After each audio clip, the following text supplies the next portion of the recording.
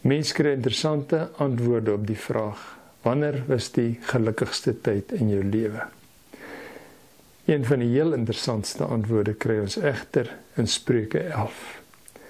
Spreuke vra nie net die gelukkigste nie, hy vra ook wanneer is die belangrikste tyd van jou lewe. Hoekom is dit nie nou nie? Kom ons dink daaroor hoe om voluit te lewe. Here, dankie dat ons saam met U kan dink oor dit wat vir ons kosbaar en belangrik is. Die een lewe wat ons het. Die een kans wat ons het om die meeste te maak. U het die lewe gemaak en het ons gemaak. Ons wil nie sonder U daaroor dink nie. Wil U vandag vir ons lei. Amen. Ons lees Prediker 11 van vers 9 af. Jy wat jonk is, moet vreugde vind in jou jeug en jou jong dae ten volle geniet. Doen wat jy goed vind en waarvan jy hou, maar moenie vergeet dat God van jou rekenskap sal eis oor alles nie. Hou kommer uit jou hart en vermy wat jou liggaam kan kwaad doen. Ook die jeug en die jonkheid kom tot niks. Tot sover. Vir 'n kort tydjie in my lewe was my kinderdae die gelukkigste in my lewe. Maar toe het ek 2 geweldig slegte terugslae gehad. Die eerste was op 6 jaar oud, toe hulle my gedwing het om skool toe te gaan. Al my geluk was daarmee heen gewees. En die tweede was toe ek nie net skool toe moet gaan, ek moes ook koshuis toe gaan. Skool is 'n vreemde ding. Hulle leer vir jou vakke wat jy nie gevra het om te leer nie. En hulle leer dit op maniere wat jy nie gekies het nie. Maar jy dra die verantwoordelikheid as dit nie goed gaan nie. Dit moet die onderwyser wees wat in moeilikheid kom. Jou punt is eintlik sy punte. Dis hy wat swak verduidelik het. In die ou dae was skoolhou makliker gewees. Jy kon maar net die kind moes net self sien deurkom. Daar's nooit gevra, hou jy van die vakke nie, hou jy van skool nie, dit was irrelevant. Jy moes net deurkom en as dit nodig was, het ons jou deurgevoeter. Maar wat sou Spreuke 11 daaroor sê? As hy oor jou jong dae praat en sê, jy wat jonk is, moet vreugde vind in jou jeug en jou jong dae ten volle geniet. Doen wat jy goed vind en waarvan jy hou. Wat 'n verstommende woorde. As kind word 'n mens juis geleer dat jy nie vertrou kan word met hoe jy jou tyd spandeer nie en dat ander mense vir jou moet besluit. Ons sien jonk wees as 'n fase wat mens deurgaan voor die eintlike lewe begin. 'n Fase waar jy so 'n bietjie 'n lang vakansie, 'n bietjie afvat en 'n bietjie doen wat jy wil. En dit is 'n goeie tyd, dit is 'n lekker tyd, mens lag baie, jy ontdek baie, maar dis net vir 'n rukkie, dan kom die werklike harde lewe.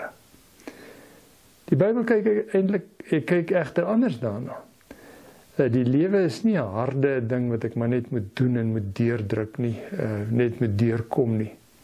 Die lewe moet wees soos hy hier vir ons beskryf. Jy moet vreugde vind in wat jy doen. Jy moet doen wat jou hart begeer. Jy moet alles ten volle geniet. Wel, dis wat vir kinders gesê word, maar die feit is, waar kry kinders dit? Wie leer dit vir hulle? In 1961, in die begin van TV, is geredeneer dat kinders deur geweld op TV te kyk, die aggressie wat in hulle is, kon ontlaai. Maar 'n sielkundige, 'n Kanadese sielkundige, Albert Bandura, het 'n eksperiment gedoen met 'n sogenaamde Bobo-pop wat hy gemaak het, en waarna hierdie pop vir 2 groepe kinders gegee het of gekyk het hoe iemand met hierdie pop speel, en in die een het die mense geweldig aggressief met hierdie pop gespeel, om geskop en geslaan, met 'n hamer geslaan, met 'n pistool geskiet. Die ander groep het hierdie pop doodgewoon, is 'n maat gewees wat in die klas is, met wie jy lekker gespeel het. En dan is hierdie dan is die eksperiment verby, en dan word die kinders 1-1 in die teenwoordigheid van hierdie pop gesit. En deurgaans sê die kinders wat die aggressiewe gedrag gesien het met hierdie pop, het ook aggressief met hom opgetree, net soos die volwassene wat hulle gesien het. En die kinders wat nie aggressie gesien het teenoor die pop nie, vir hulle was hy net 'n gewone speelmaat gewees. En daarmee is 'n geweldig belangrike ding op die tafel gesit. En dit is dat kinders leer deur gedrag na te boots. En ons dink dat 'n kind maar net kind is in die fase waar hy die lewe geniet en dinge ontdek. Maar die feit is, dis hoe die lewe vir ons almal moet wees. Dit moet 'n ontdekkingstog wees. Ons moet dinge doen waarvan ons hou. Ons beroep moet vir ons so wees. Ons moet daarna uitsien. Ons hart moet daarin wees. Ons moet doen waarvan ons hou. Nie net maar oorleef en probeer geld maak en net met 'n gesukkel bo uitkom nie. Ons word geroep om dinge te doen wat vir ons lekker is. En waar gaan dit fout? Want die feit is, by wie moet kinders nou leer om hierdie vreugde te hê? En dis die implikasie. Hierdie is nie 'n gedeelte vir kinders nie, dis 'n gedeelte vir groot mense. Groot mense is die mense wat vir hulle dit moet voorleef. Hulle in staat moet stel om na te boots. Hoe lyk dit om opgewonde te wees elke keer as ek opstaan? Hoe lyk dit om te geniet wat ek doen? Hoe lyk dit om dinge te doen waarvan ek hou? Alles wat ek doen van te hou. Dis hoe die Bybel dit bedoel. Nou die interessantheid is dat hy hierdie dinge gee wat ons moet doen, maar met 'n interessante toets of jy met die regte goed besig is. In die eerste plek sê hy, weet net terwyl jy doen waarvan jy hou, gaan God van jou rekenskap eis. Daar gaan 'n dag kom, 'n toets kom en hy kom gereeld waar gekyk word, wat het jy gedoen met al die genot wat jy gehad het? Het dit jou gebaat? Het dit vir jou voordeel ingehou? En dit bring die tweede op die tafel. Die een is, God gaan van jou rekenskap eis, en dis hoe die rekenskap gaan lyk, die manier hoe jy dit kan toets. Twee goed, hou kommer uit jou hart, en vermy wat jou liggaam kan kwaad doen. Hou kommer uit jou hart. Ons bekommer ons oor dinge waaroor ons nie beheer het nie, en waar ons uitgelewer is, of mense wat ons nie kan vertrou met ons lewe nie, en dan is ons bekommer daaroor.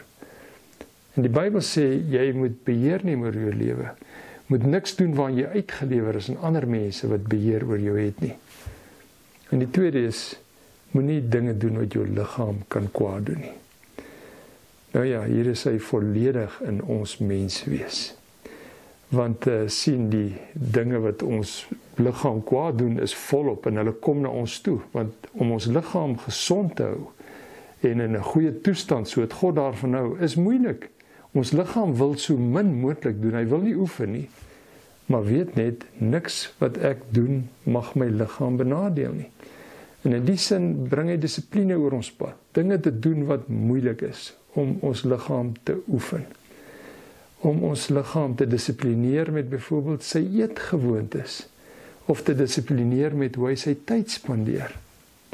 En daar kom die balans. Deurdat ons daarop fokus, stel dit ons in staat om gelukkig te wees en die dinge te doen waarvan ons hou. En daarom is die belangrikste tyd in ons lewe hierdie ene. Want sien, hierdie is die tyd waar ons mense beïnvloed, waar ons kinders beïnvloed. En of jy 'n oupa en 'n ouma is, en of jy glad nie kinders het nie, jy kinders maar net toevallig jou pad kruis, en of jy jou eie kinders het, dis ons verantwoordelikheid om dit vir hulle voor te leef. Hulle gaan ons naboots, hulle gaan doen wat in die eksperiment met die pop gebeur het. En deurdat hulle ons sien, en hoe ons met ons liggaam werk, en hoe ons met die kommer in ons hart, hoe ons met ons stresvlakke werk, kry hulle aanduiding van wat hulle met hulle liggame moet doen. As hulle dit nie reg kry nie, dan is hulle vreugde weg. Dan is hulle slagoffers wat maar net moet oorleef. As hulle dit reg kry, kan hulle leef, kan hulle gelukkig wees, en hou daardie geluk vir altyd. En dis waarvoor die Here ons roep. Mense wat aan hom verbind is, wat weet ons het 'n verantwoordelikheid wat hy van ons eis, en terselfdertyd het ons ook 'n verantwoordelikheid teenoor hom, met dit wat ons maak, met ons liggame en met ons tyd. Kom ons wy ons aan die Here, en kom ons leef voluit. Here, U is 'n God van lewe, en van voluit lewe. En dankie dat U dit vir ons moontlik maak. Dankie dat U vir ons 'n voorbeeld kom stel het wat ons kan naboots van dissipline en van getrouheid en van integriteit. En wanneer ons dit het, is ons veilig by U en hoef ons niks ons te bekommer nie. Kan niemand ons iets maak nie.